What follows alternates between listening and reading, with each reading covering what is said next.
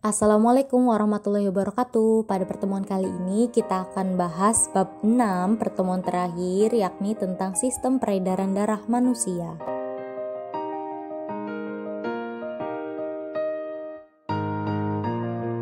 Sistem peredaran manusia berfungsi untuk mengantarkan oksigen dan nutrisi ke seluruh tubuh. Adapun penyusunnya terdiri dari 3 organ atau 3 hal utama, ada jantung, pembuluh darah, dan darah. Sistem peredaran darah manusia terbagi jadi 2, ada sistem peredaran darah kecil dan sistem peredaran darah besar. Untuk yang kecil itu mekanisme alirannya dari jantung, paru-paru, lalu menuju jantung. Adapun untuk sistem peredaran darah besar itu alirannya jantung, seluruh tubuh, dan jantung. Yang pertama kita akan bahas tentang jantung, berfungsi memompa darah. Letaknya di rongga dada sebelah kiri. Nah, berikut struktur dari jantung. Untuk yang sebelah kanan itu kaya karbon dioksida, kalau sebelah kiri itu sudah penuh dengan oksigen. Yang pertama ada serambi kanan atau atrium dexter, fungsinya menerima darah yang mengandung karbon dioksida dari seluruh tubuh. Ada bilik kanan atau ventricle dexter, fungsi menerima darah dari serambi kanan dan memompa ke paru-paru. Nah, di paru-paru terjadi pertukaran gas antara oksigen dan karbon dioksida, sehingga pas masuk ke bagian jantung kiri itu sudah kaya oksigen gitu. Kalau tadi kan karbon dioksida, karena sudah melewati paru-paru udah kaya dengan oksigen. Nah, selanjutnya ada serambi kiri atau atrium sinister, menerima darah dari paru-paru untuk disalurkan ke bagian bawah atau bilik kiri. Nah, melalui ada katup namanya bicus spidalis. Nah, ada bilik kanan, fungsinya menerima darah dari serambi kiri, memompa darah yang mengandung oksigen ke seluruh tubuh melalui aorta. Nah, di sini ada 2 katup, ada katup tricus spidalis dan bicus spidalis. Itu. Nah, itu bisa dilihat detakan jantung. Tricus berarti ada 3 ya katupnya. Kalau yang bicus sebelah kiri itu ada 2. Nah, mekanisme peredaran darah di sini kita akan menjelaskan satu persatu mekanismenya. Nanti dijelaskan juga melalui video. Nah, yang pertama, darah dari bagian tubuh atas dan bawah itu nomor 7 dan 9 akan menuju ke serambi kanan atau ke nomor 1 melalui nomor 5 atau disebut dengan pembuluh vena cava inferior atau superior. Nah, masuk ke nomor 1 atau masuk ke serambi kanan, nanti pindah ke nomor 3 atau bilik kanan. Nah, dari situ dipompalah ke paru-paru ke nomor 8 melalui pembuluh nomor 10 yang disebut dengan arteri pulmonalis. Nah, dari paru-paru pergi melalui vena pulmonalis menuju serambi kiri.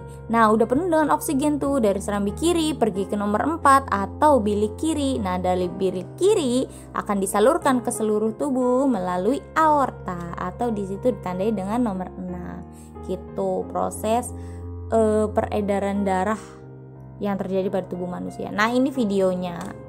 Di sini tubuh dibagi, ada tubuh bagian bawah itu bagian kaki dan tubuh bagian atas bagian kepala dan badan. Nah, darah yang penuh karbon dioksida akan menuju ke serambi kanan melalui vena cava yang bagian bawah inferior, bagian atas namanya vena cava superior. Nah, penuh karbon dioksida tuh masuk masuknya ke bagian atrium kanan atau atrium dexter atau serambi kanan. Dari serambi kanan akan masuk ke bagian bilik kanan melalui katup tricus spidalis, karena di situ katupnya ada 3, bentuknya sudah ada di situ. Nah, masuknya kemana? Masuknya ke bilik kanan atau ventricle kanan. Nah, dari ventricle kanan darah akan dipompanya melalui katup pulmonalis ya atau pulmonari.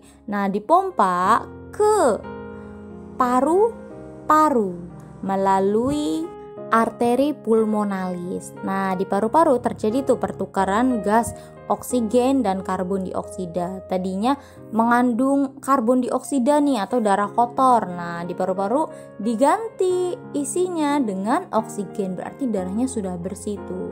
Nah, dari paru-paru akan dibawa lagi darahnya. Dibawanya kemana? Masuk ke serambi kiri atau atrium kiri. Nah, masuk tuh melalui pembuluh namanya vena pulmonalis. Nah, darah masuk ke atrium kiri atau serambi kiri. Nanti dari serambi masuk ke bilik melalui katup mitral atau bikuspidalis. Nah, dari bilik kiri atau ventrikel kiri akan disalurkan darahnya yang penuh dengan oksigen ke seluruh tubuh melalui pembuluh namanya aorta, melalui juga katup aorta gitu. Jadi itu proses peredaran darah manusia. Nah, selanjutnya ada yang disebut dengan pembuluh darah atau saluran yang dilalui oleh darah. Terdapat 3 pembuluh darah, ada arteri, vena, dan kapiler. Kapiler itu yang paling kecil, sedangkan di sini ada perbedaan antara arteri atau pembuluh nadi dan pembuluh vena atau pembuluh balik. Nah, untuk tempatnya, untuk arteri itu di dalam tubuh, kalau pembuluh balik atau vena itu di permukaan tubuh yang kelihatan yaitu urat-urat. Kalau dindingnya untuk arteri atau nadi itu tebal, kuat, elastis. Untuk yang vena tipis, tidak elastis. Aliran darah biasanya kalau arteri dari jantung atau meninggalkan jantung, kalau vena itu menuju jantung. Untuk yang denyutnya arteri terasa, vena tidak terasa. Untuk katupnya hanya satu untuk arteri atau nadi di sepanjang pembuluh untuk vena. Nah, jika terluka, biasanya untuk yang arteri itu darahnya memancar keluar atau muncrat, sedangkan untuk pembuluh balik atau vena itu kalau terluka atau dipotong bagian tubuhnya itu darahnya tidak memancar tapi menetes gitu. Jadi kalau kamu lihat kurban, kan kalau kurban yang disembelih itu lehernya, darahnya kan memuncrat, berarti itu yang kena pembuluh arteri atau pembuluh nadi. Nah, selanjutnya ada darah. Terbagi dari 2 hal utama, ada plasma darah dan sel-sel darah. Sel-sel darah terbagi dari eritrosit, leukosit, dan trombosit. Untuk plasma darah, fungsinya mengatur tekanan osmotik, mengedarkan sari makanan, mengatur sistem metabolisme, mengedarkan hormon dan antibodi untuk mengatur fungsi tubuh, dan lain-lain.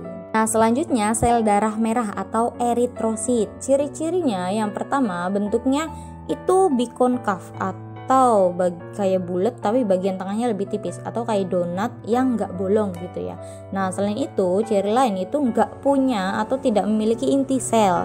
Selain itu mengandung hemoglobin sehingga berwarna merah. Nah, hemoglobin ini berfungsi untuk mengikat dan mengangkut oksigen dan karbon dioksida untuk diedarkan ke seluruh tubuh. Darahnya 4-5 juta, umurnya 120 hari, kalau sudah tua dirombak di hati menjadi cairan empedu. Selanjutnya ada sel darah putih atau leukosit. Cirinya memiliki inti sel, kalau tadi kan nggak punya, kalau sekarang punya. Warnanya bening, berubah-ubah bentuknya, jumlahnya 8.000, dapat bergerak secara amoeboid dan dapat bukan diapedesis atau menembus kapiler darah. Fungsinya untuk pertahanan tubuh atau antibodi atau mencegah kuman atau bakteri masuk ke dalam tubuh. Leukosit terbagi jadi 2, ada yang bergranula itu neutrofil, eutrofil, dan basofil. Ada yang tidak bergranula, ada monosit dan limfosit. Itu gambar-gambarnya. Kalau yang bergranula ada titik-titik-titiknya, kalau yang tidak bergranula tidak ada titik-titik-titiknya gitu. Fungsinya tadi untuk mencegah bakteri. Nah, selanjutnya ada trombosit atau keping darah, bentuknya kayak gini, berupa kepingan. Nah, untuk trombosit tidak memiliki inti sel ya, jadi yang nggak punya inti sel tadi eritrosit dan trombosit. Jumlahnya 250.000 sampai 400.000. Nah, adapun fungsinya untuk proses pembekuan darah atau kalau darah mengalir itu yang bisa membuat berhenti darahnya itu trombosit namanya. Usianya 5-9 hari. Proses pembekuan darah yang pertama, kalau kamu terluka, trombosit akan pecah dan menghasilkan enzim namanya enzim trombokinase. Berfungsi mengaktifkan protrombin menjadi trombin dengan bantuan ion kalsium dan vitamin K.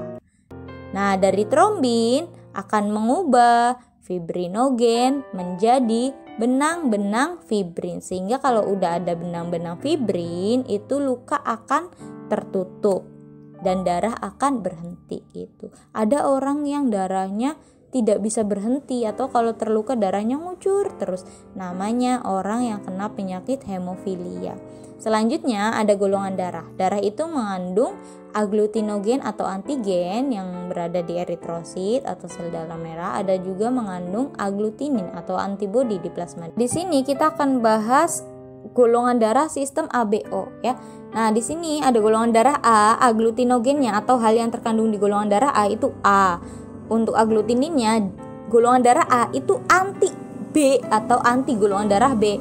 Golongan darah A bisa mendonor hanya kepada A, tapi bisa menerima donor dari A dan O. Untuk golongan darah B, agglutinogennya B, antinya A, mendonor darahnya bisa ke B B. Sedangkan menerima darah bisa menerima darah dari B dan O. Untuk golongan darah AB, aglutinogennya atau mengandung golongan darah A dan B, antinya nggak punya anti atau nggak punya aglutinin, bisa mendonornya hanya ke AB dan bisa menerima darah dari semua golongan atau A, B, AB, dan O. Untuk golongan darah O itu nggak punya aglutinogen, aglutininnya anti A dan anti B.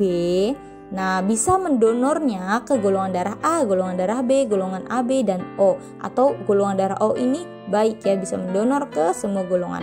Adapun menerima donornya hanya dari golongan darah O saja. Nah, di sini ada golongan darah spesial nih yang bisa menerima semua golongan dan bisa mendonorkan ke semua golongan. Golongan darah O disebut dengan donor universal karena bisa mendonor ke semua golongan darah. Sedangkan golongan AB disebut resipien universal karena bisa menerima semua golongan darah. Nah, sekarang ada cek golongan darah dengan menggunakan serum anti A dan serum anti B. Kalau darah kita tetesi serum anti A itu menggumpal, dikasih serum anti B tidak menggumpal, maka orang itu golongan darah A. Kalau sebaliknya, dikasih anti A tidak menggumpal, dikasih anti B menggumpal, berarti golongan darah B, dan seterusnya. Selanjutnya ada kelainan sistem peredaran darah. Ada jantung koroner, itu tersumbatnya pembuluh darah jantung atau arteri koroner karena penumpukan kolesterol atau lemak. Biasanya orang yang suka makan makanan yang berlemak itu bisa kena penyakit jantung. Nah, di sini gambarnya ada arteri atau pembuluh arteri di bagian jantungnya itu tersumbat lemak ya. Lemaknya karena sering makan yang berlemak, lemaknya menumpuk sampai keras. Nah, selanjutnya ada stroke atau pecah atau tersumbatnya pembuluh darah di otak.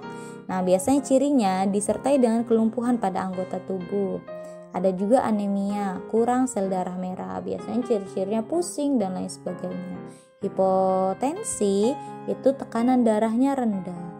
Hipertensi tekanan darahnya tinggi. Nah, biasanya normal itu 100/80 atau sekitar segitu ya. Nah, selanjutnya ada tadi penyakit hemofilia, darahnya suka membeku. Ini penyakit keturunan. Jadi kalau kamu kena penyakit hemofilia itu seumur hidup kamu akan menderita hemofilia, tidak akan sembuh karena itu keturunan. Ada juga talasemia, sel darah merah berumur pendek, penyakit keturunan juga. Ada juga varises, pembengkakan pembuluh darah di daerah kaki. Ada ambeien, pembengkakan pembuluh darah di vena atau anus, dan ada arteroklerosis, mengerasnya pembuluh arteri karena pengendapan lemak. Ada arteriosklerosis, mengerasnya pembuluh arteri dikarenakan pengendapan kapur. Sekian dan terima kasih atas perhatiannya. Ini merupakan materi terakhir di semester ini. Wassalamualaikum, jangan lupa dirangkum. Minggu depan kita akan ada ulangan harian. Sampai jumpa di semester 2, bye-bye.